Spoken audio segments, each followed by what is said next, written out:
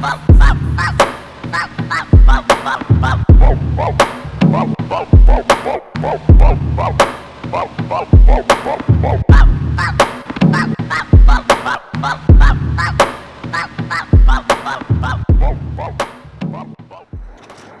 what's happening, y'all?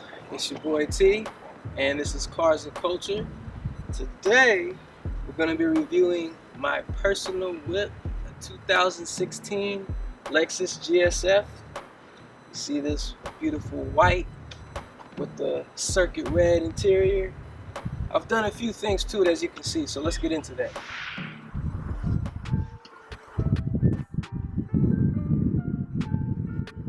Okay, so I wanted to get out the way so you can enjoy the view on my 2016 Lexus GSF. So, to cover a few of the main things about this car, so it's this normally aspirated V8, so it's a 5-liter, 467 horsepower, 389 foot-pounds of torque.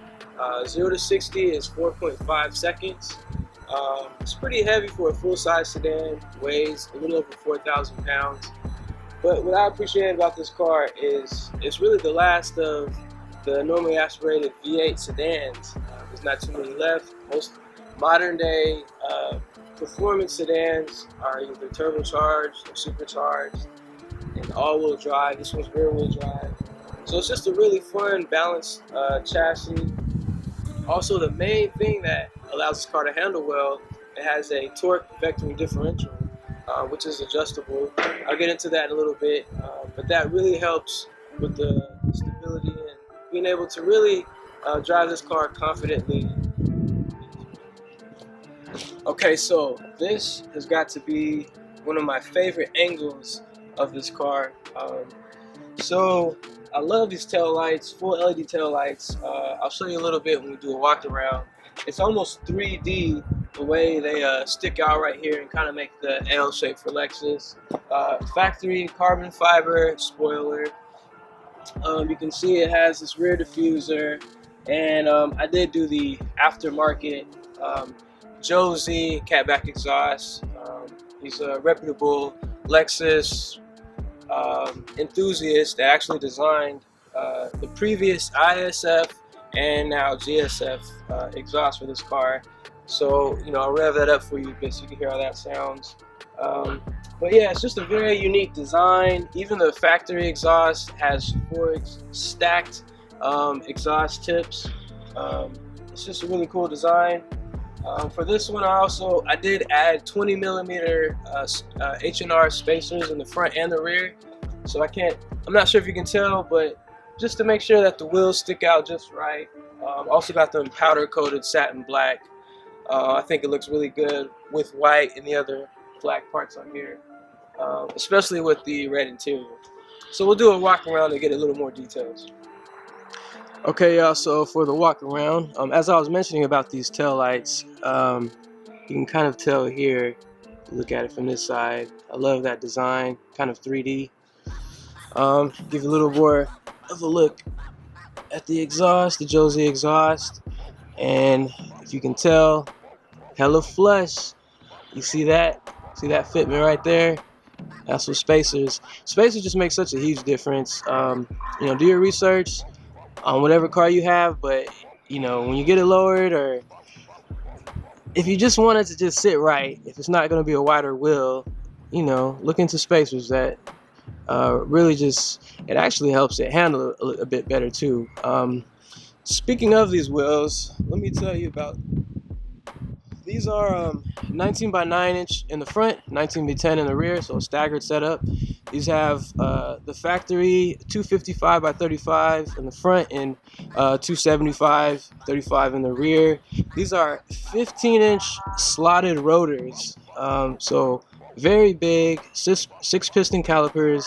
They did have a few different color options for the caliper. There's orange, black, and I want to say silver. So it's unique to have an orange caliper with a white car, but when you kind of put it all together, I think it looks pretty nice. As far as the headlights, these are the LED jewel eye headlights, and they are adaptive. They go up and down, left and right, like a roller coaster. But I think these look brilliant, and they illuminate the road very well. So of course, this being my personal car, I have done some things to it. The sides of these, I don't know what you would call it. I'll just point at it. We know the window frames used to be chrome, so I did a full chrome delete. Of course, the roof, got that wrapped gloss black. Shout out to Aeroworks and El Monte, taking a few cars there to get wrapped. Long term, I actually plan on getting the whole car wrapped satin pearl white. So I'm curious what you guys would think. I think it would look sick.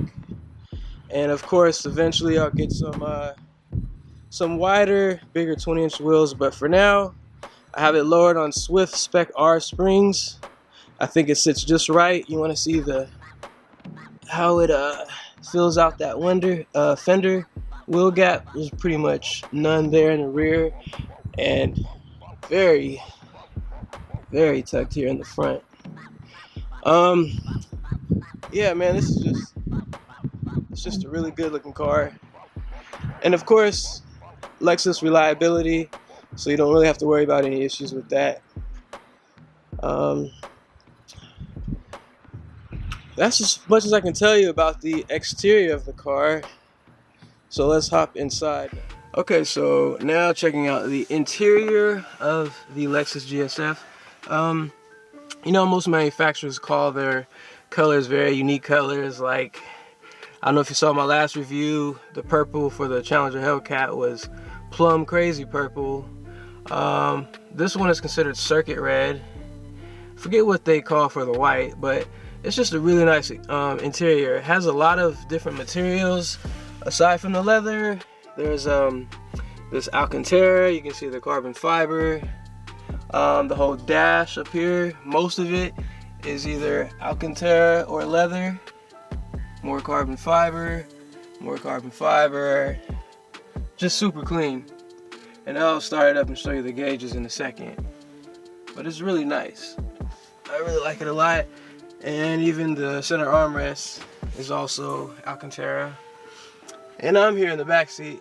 Plenty of space back here as well. And you gotta love these details. I do wish it had a panoramic sunroof, since most of the competition has that nowadays, but it's decent.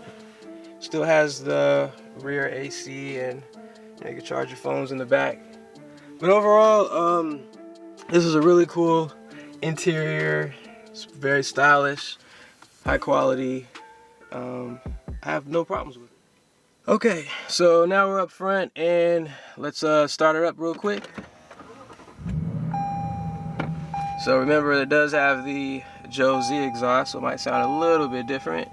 So let me see if I can show you these gauges. Yeah, you can see these gauges here. Alright, so I want to show you the different drive settings. So this is normal, and then we'll go into sport. Alright. Gives you a little bit more throttle response, engine response, faster shifts, and then where I drive pretty much every time, which is Sport Plus. This gauge is actually configurable. I changed this for Sport Plus instead of Sport. I just think it looks better. And then if you look closely where it says TVD, when I push it, that changes to slalom, and it has a little graphic there. And then where I always have it, which is track. And then what people may not know, let me show you over here. I always turn off this is that active sound control. It just kind of pipes in that fake noise, but when you get aftermarket exhaust, I don't even think it matters anymore, but I always turn it off. But when you turn traction off, expert mode, I'm not sure if you see it pops up there. So this is pretty much the most raw driving experience. I'm not sure if I'll do this daily for street driving, but some spirited driving I would do that. So anyways, I'll turn that back on. So yeah, this is a really cool gauges. And then of course on the left side here, you know, it can give you a lap timer, torque distribution, and G-force, and various other things over there. So that's pretty cool. And then of course 200 mile per hour speedometer. Red line is at 7,200 RPM. And I'll give you a couple of interior revs. It's not crazy loud, but it's more about the character and tone of this Josie exhaust. So let's check it out.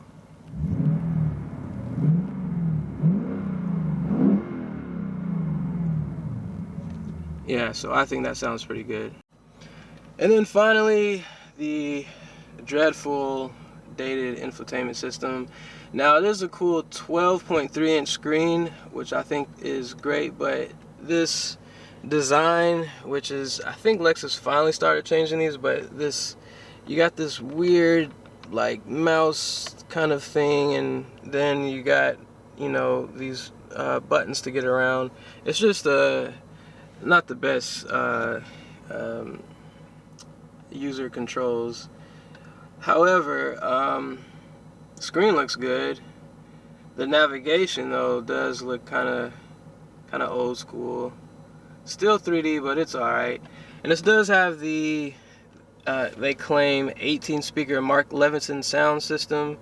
Once again, not sure if you've seen my Challenger Hellcat review. This is one of those higher end audio, factory audio systems that still has some weird settings to get it sounding right. So if you have one of these sound systems, then you may know what I'm talking about. And here's a little cheat code. This is a forward bias sound system, so you kind of have to, if you do these exact settings right here, trust me, it'll sound night and day better. But you kind of have to place it to the rear, and you know, treble, mid, and bass. And then of course you need to turn off both surround and the automatic sound leveler. And it really gives me much better sound quality. One thing is there's no digital clock anywhere in here. This analog clock does have cooled and heated seats, or ventilated seats, and then a couple of cup holders right there. And then of course these are all of your options. There is an eco mode, and I'll show you that real quick. I don't know, you know, I've never used it. Maybe waiting in traffic, but you know, supposedly it does cylinder deactivation or some type of Atkinson cycle, basically just to help your fuel economy, which by the way is not terrible. It's 16 city and 24 highway. So anyways, that's the interior of the GSF, and you got passenger and driver memory seats with 3 different options, so that is pretty nice. Alright, so let's check out that exhaust. Okay, so keep in mind this is an aftermarket exhaust. This is called the PTS Josie catback exhaust for the Lexus GSF. So this includes the mid pipe and the axle back, removing the rear mufflers, and it's a pretty clean system. There are louder systems, but I like to have more refined, but noticeably louder than stock sound. So let's see what you guys think.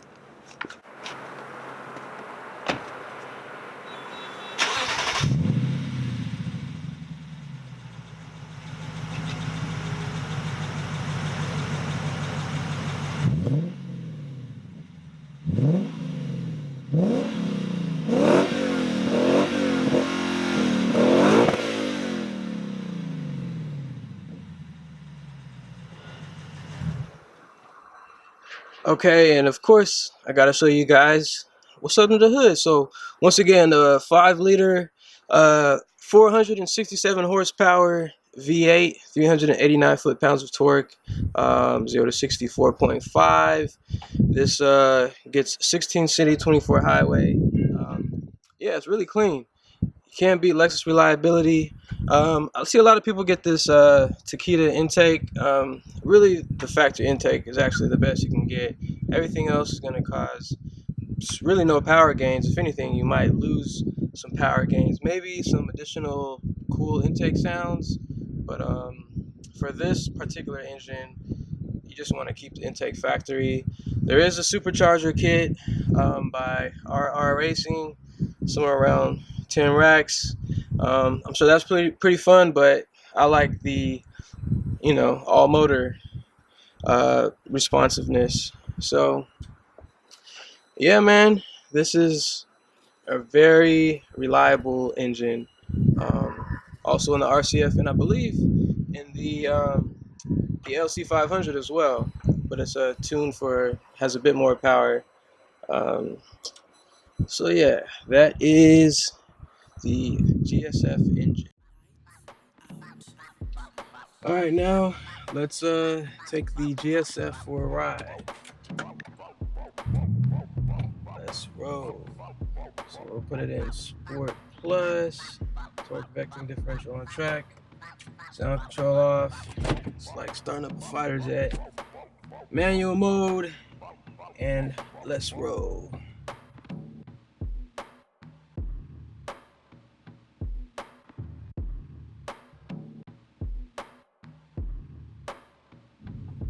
All right.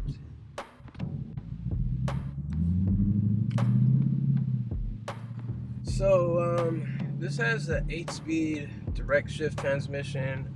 It's really good above 4,000 RPM, but below 4,000 it's super sluggish, like really bad. See if I can demonstrate that for you. So this is in Sport Plus mode, and, that's as fast as it shifts. So definitely could be better.